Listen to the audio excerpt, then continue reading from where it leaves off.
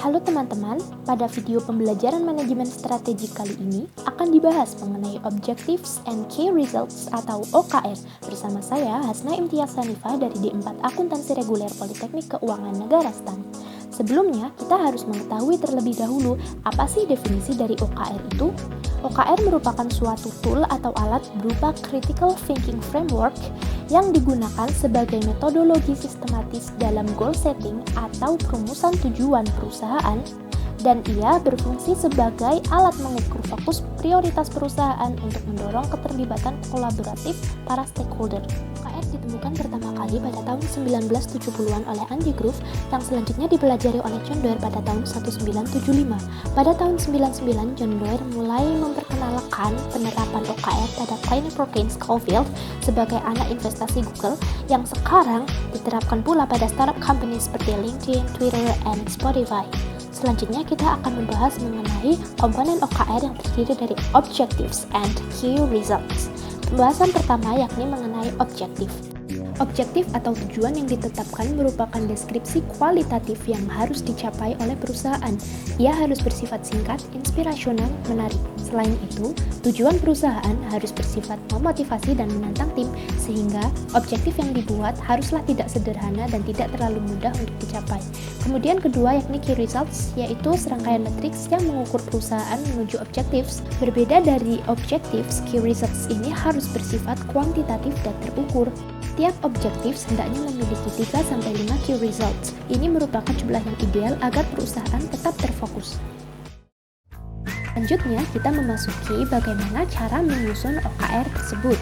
Nah, yang pertama, harus ditetapkan suatu tujuan atau set your objectives. Ini merupakan hal yang paling dasar dalam menentukan OKR, di mana tujuan ini harus senantiasa dikomunikasikan kepada tim atau departemen lainnya.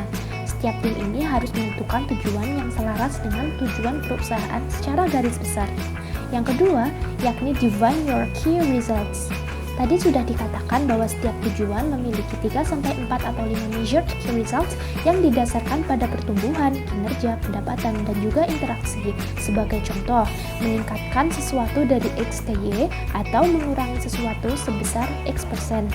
Ketiga, yakni update your OKR. OKR ini biasa disusun setiap triwulan, akan tetapi kita harus melakukan penelaahan ulang setiap pekannya. Hal ini dikarenakan kita harus memastikan bahwa perusahaan telah menjalankan segala kegiatannya pada on track dan juga untuk mendapatkan feedback atau umpan balik yang baik. Keempat, yakni plan your activities atau rencanakan kegiatanmu berdasarkan aksi inisiatif, kemudian taktis yang bersifat weekly priorities dan terspesifik pada suatu proyek atau kegiatan tertentu. Kemudian langkah kelima yakni mereview ulang OKR milikmu. Kita harus mengetahui apa sih yang baik yang perlu dipertahankan dan apa sih yang buruk yang perlu dievaluasi kembali yang dilakukan pada setiap akhir periode perusahaan. Selanjutnya akan saya beri ilustrasi mengenai bagaimana bentuk dari OKR pada finalnya. Misalkan ada suatu band musisi gitu ya, anggap saja BTS. Dia memiliki objektif untuk merilis lagu yang mampu viral dan mudah diterima di ranah global seperti pencapaian dia pada lagu Dynamite sebelumnya. Nah, OKR yang harus disusun di sini harus memiliki key results berupa mentarget digital sales di pasar US banyak 2 juta kopi, mencapai lebih dari 100 juta views di YouTube dalam 24 jam pertama, menduduki number 1 Billboard Hot 100 dan juga meningkatkan unique listeners pada platform musik Melon dari 30% menjadi 45%.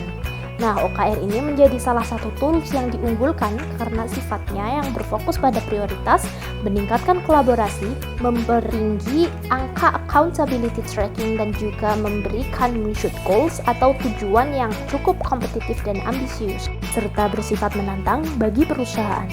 Nah, teman-teman, demikian penjelasan singkat mengenai OKR yang bisa saya sampaikan. Terima kasih sudah menonton. Don't forget to like, comment, and subscribe ya. Ciao!